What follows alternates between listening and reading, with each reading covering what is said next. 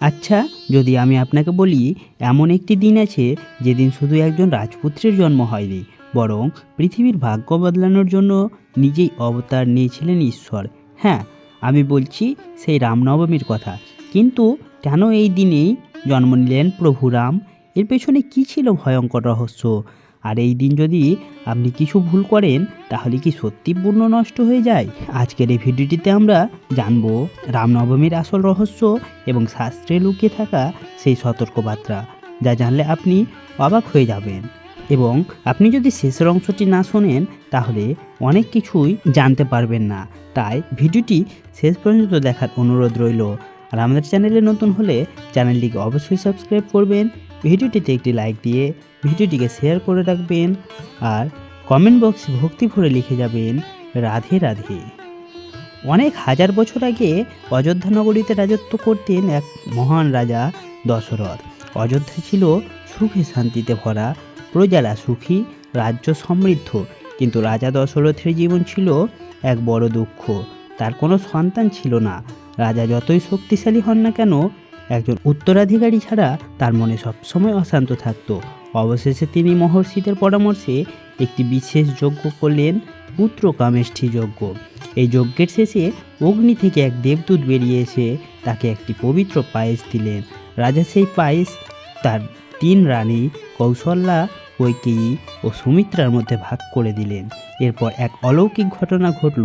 চৈত্র মাসের নবমী তিথিতে মধ্যাহ্নের পবিত্র সময়ে জন্ম নিলেন স্বয়ং রাম।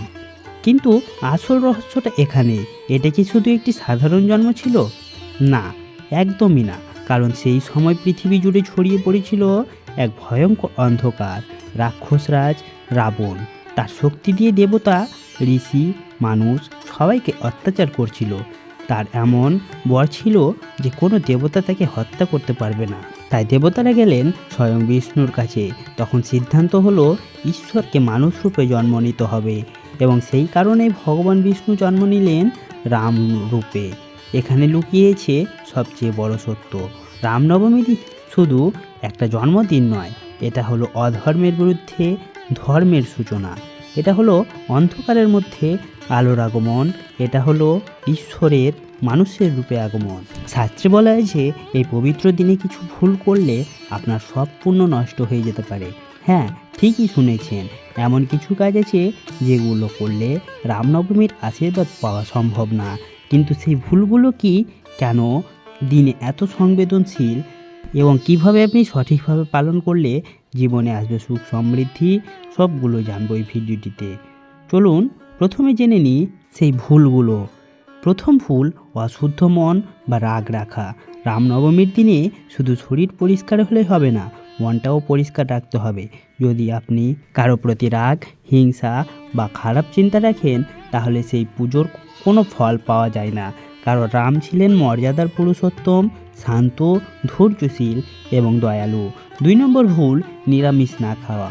এই দিনে অনেকেই নিয়ম মানেন না, আমিষ খেয়ে ফেলেন।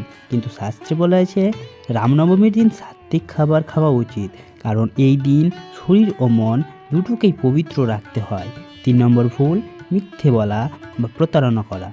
আপনি যদি এই পবিত্র দিনে কাউকে ঠকান অথবা মিথ্যে বলেন তাহলে সেটা শুধু পাপ নয়, রামনবমীর পুণ্যও নষ্ট করে দেয়। কারণ সত্যই ছিল প্রভু রামের সবচেয়ে বড় গুণ। 4 নম্বর ভুল, পুজো না করা বা অবহেলা করা। অনেকে ভাবে আজ না করলেও হবে, কিন্তু এই দিনটা বিশেষ। এই দিনে যদি আপনি ভক্তি না করেন অথবা পুজোকে অবহেলা করেন তাহলে আশীর্বাদ পাওয়া কঠিন হয়ে যায়। কম হলেও একবার নাম জপ করুন। 5 নম্বর ভুল, দান না করা। শাস্ত্রে বলা আছে এই দিনে দান করলে তার ফল বহুগুণ বেশি হয়, কিন্তু অনেকে এই কাজটা এড়িয়ে যান। অন্নদান, বস্ত্রদান বা যে কোনো ছোট সাহায্য এই দিন খুবই শুভ। 6 নম্বর ভুল, ঝগড়া বা খারাপ আচরণ। এই দিন কারোর সাথে ঝগড়া করা অথবা খারাপ ব্যবহার করা সরাসরি অমঙ্গল ডেকে আনে, কারণ রামনবমী হলো শান্তি ও ধর্মের প্রতীক। 7 নম্বর ভুল, ঈশ্বরকে মনে না রাখা। সবচেয়ে বড় ভুল, সারাদিন কাটিয়ে দিলেন কিন্তু একবারও ভগবানকে স্মরণ করলেন না। এটা শুধু ভুল নয়, এটা নিজের ভাগ্য থেকে আশীর্বাদ দূরে সরিয়ে দেওয়া। শাস্ত্রে বলা আছে যে ব্যক্তি এই দিনে নিয়ম মানে না তার জীবনে ধীরে ধীরে সমস্যা বাড়তে পারে। অর্থের অভাব, মানসিক অশান্তি, এমনকি কাজেও বাধা আসতে পারে, কিন্তু ভয় পাওয়ার কিছুই নেই, কারণ এর সমাধানও আছে। শুধু ভক্তি দিয়ে একবার নাম নিন, শ্রীরাম বা জয়রাম বা জয় জয়রাম বা জয় শ্রীরাম। মন থেকে প্রার্থনা করুন আর সৎ পথে চলুন, দেখবেন আপনার জীবন নিজেই বদলাতে শুরু করবে। রামনবমী শুধু একটি উৎসব নয়, এটা হলো এমন একটি দিন যেদিন আপনি চাইলে নিজের ভাগ্য বদলে দিতে পারেন। কিন্তু প্রশ্ন হলো, কিভাবে করবেন সঠিকভাবে পালন, কি করলে সত্যি আশীর্বাদ পাবেন? চলুন জেনে নিই। প্রথম ধাপ, সকালে উঠে রামনবমীর দিন খুব ভোরে উঠে স্নান করুন, পরিষ্কার কাপড় পরুন, ঘরটাও পরিষ্কার রাখুন, কারণ পবিত্রতা থেকে শুরু হয় ভক্তি। এই সময় একবার মন থেকে স্মরণ করুন রাম। তারপর আপনার ঘরে একটি ছোট্ট পরিষ্কার জায়গা বেছে নিন, একটি প্রদীপ জ্বালান, ফুল অর্পণ করুন, সম্ভব হলে ফল বা মিষ্টি দিন।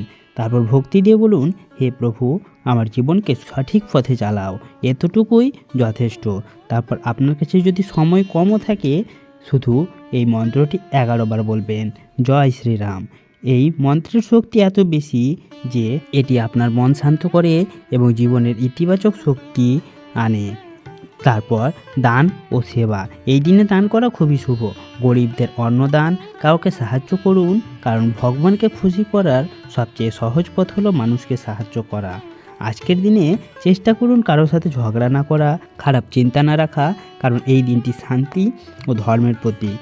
রামনবমীর দিনে যদি আপনি দুপুরের সময় একবার মন থেকে প্রার্থনা করেন, তাহলে আপনার ইচ্ছে পূরণের সম্ভাবনা অনেক বেড়ে যায়। যদি আপনি এই সব নিয়ম মেনে চলেন, তাহলে আপনার জীবনে আসবে মানসিক শান্তি, অর্থের উন্নতি, পরিবারের সুখ। কারণ এটা শুধু ধর্ম নয়, এটা এক ধরনের পজিটিভ এনার্জি যা আপনার জীবনকে ধীরে ধীরে বদলে দেয়। মনে রাখবেন, রামনবমী শুধু একটা দিন নয়, এটা একটা সুযোগ নিজের ভুল শুধরে নেওয়ার, নিজের জীবনকে নতুনভাবে শুরু করার। আজ আপনি যদি একবার সত্যিকারের মন থেকে ডাকেন, হে প্রভু রাম, আমাকে সঠিক পথ দেখাও, তাহলে বিশ্বাস করুন আপনার জীবন আর আগের মতো থাকবে না। এই ভিডিওটি যদি আপনাদের ভালো লেগে থাকে, তাহলে একটি লাইক করুন, ভিডিওটি শেয়ার করুন আর কমেন্টে লিখে দিন জয় শ্রীরাম। পরের ভিডিওতে আবার দেখা হবে।